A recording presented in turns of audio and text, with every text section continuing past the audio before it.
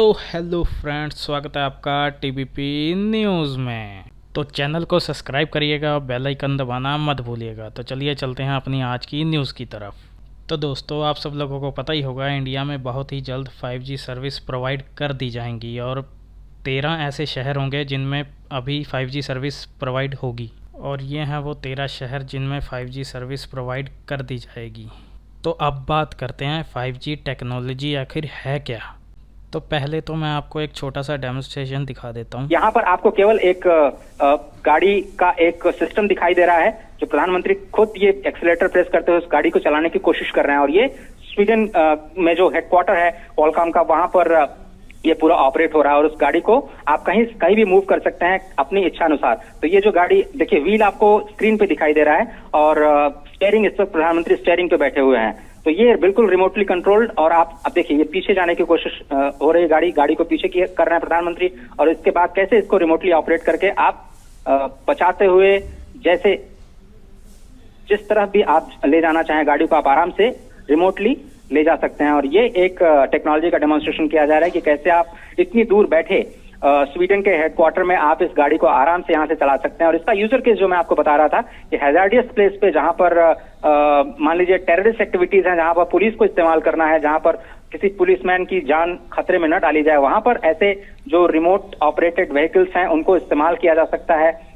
तो ये था एक छोटा सा डेमो। अब 5G टेक्नोलॉजी के लिहाज से देखा जाए तो इंडिया बहुत सी डेवलपिंग नेशन से पीछे रह चुका था, पर धीरे धीरे हम भी अब पटरी पे आना शुरू हो चुके हैं।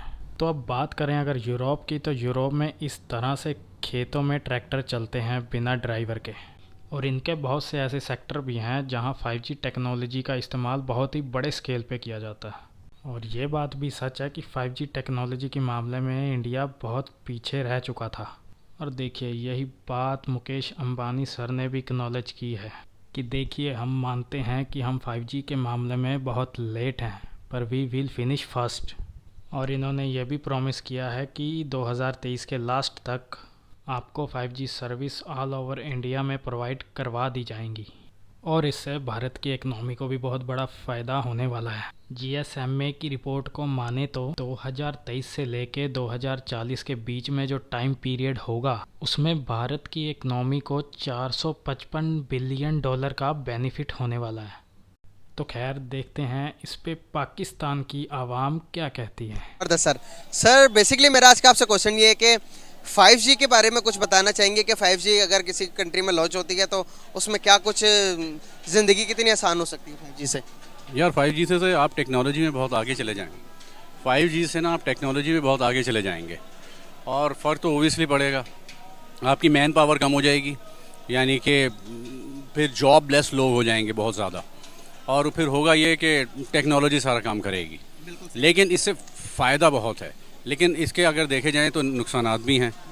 लेकिन 5G अगर देखा जाए तो पाकिस्तान जैसे मुल्क में भी आना मुश्किल है, क्योंकि यहाँ की सियासत और यहाँ की जो फ़ौज है उन बन पाती। तो वो अगर कुछ, मेरे ख्याल से इनकी कोई आपस में कोलैबोरेशन हो जाए तो फिर ही कुछ बनेगा, वरना सही हो मुश्किल है। सही हो गया सर। अगर हम बात करें अपने पड़ोसी मुल्क की, तो वहाँ पर 5G लॉन्च हो गया। 5G लॉन्च हो गया, तकरीबन 6 से 7 सिटीज़ के अंदर वो 5G चल रहा है। अभी 5G लॉन्च होते साथ ही इंडिया के प्राइम मिनिस्टर नरेंद्र मोदी साहब जाते हैं स्वीडन के अंदर। स्वीडन के अंदर सिर्फ इसलिए जाते हैं कि ताकि एक्सपेरिमेंट दिखा सकें। वो वहाँ पर बैठकर गाड़ी चला रहे होते हैं, एक 3D गाड़ी, और वो चल रही होती है दिल्ली के अंदर।